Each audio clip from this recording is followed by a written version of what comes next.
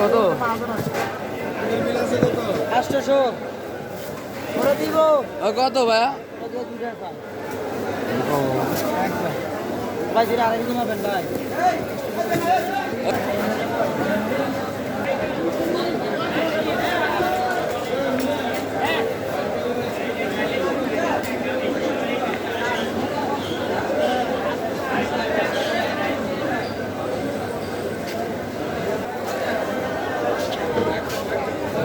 video করেন ভালো করে আমারও সহ করেন খালি ওইটা ভিডিও করলে হবো কত করে